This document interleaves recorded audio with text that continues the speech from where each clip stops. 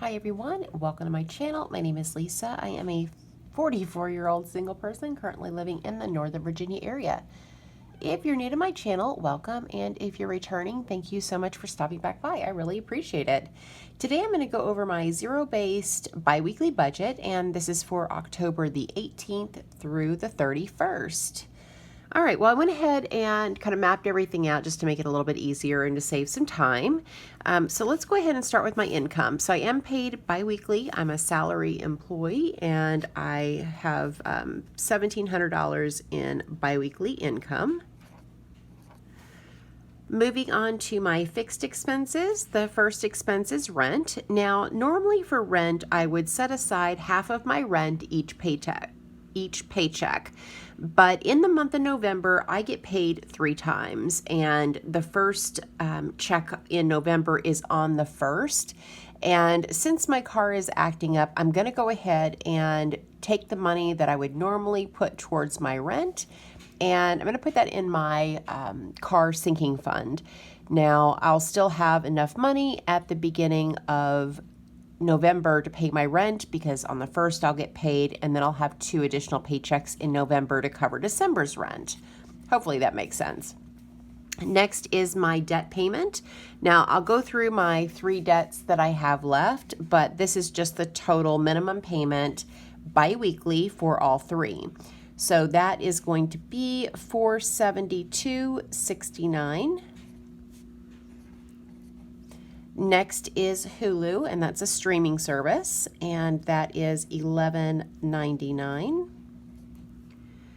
Last is my AT&T cell phone. I have the Go Phone plan. It's a 10 gig plan, and that is $60.67. All right, so let me go ahead and add that up. So that was $472.69 plus $11.99. plus $60.67 is $545.35.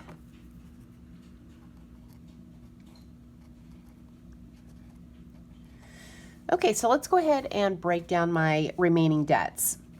The first is, well, let me just, before I get started, let me just say that all of these are old debts. I am not accumulating any interest on any of these remaining debts. So when I put my beginning balance, my minimum payment, and the ending balance is true. There's no interest for any of these. Now, the first is an auto that was a complete loss. I didn't have gap insurance, and so I'm paying the difference between what insurance paid and what was owed on the car. The beginning balance is $4,068.04. The minimum biweekly payment is $207.69, and the ending balance is $3,860.35. Next is a credit card, and the beginning balance is $11,145. The minimum biweekly payment is $165. The ending balance is $10,980. Last is a personal loan. The beginning balance is $13,700. The minimum biweekly payment is $100. The ending balance is $13,600.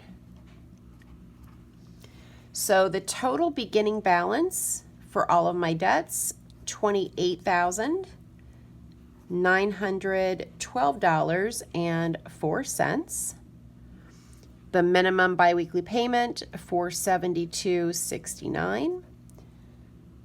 The ending debt balance is $28,439.35.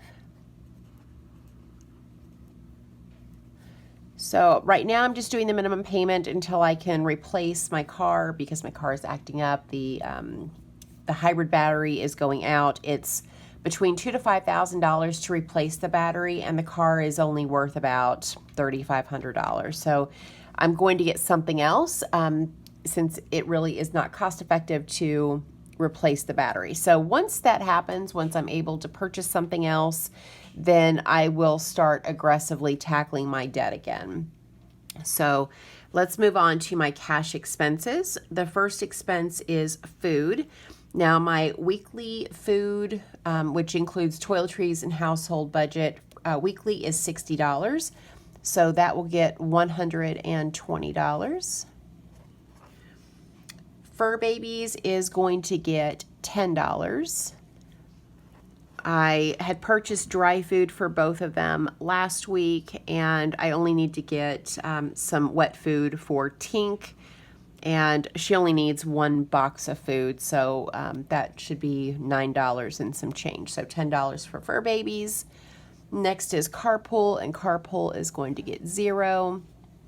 I already have money in the envelope from when I drove a few weeks ago, so I don't need to replace that. Last is gas for my car, and that's going to get $60. So that is $120, $130, so that'd be $190 for cash expenses. All right, so let's go ahead and let me add up what I already have.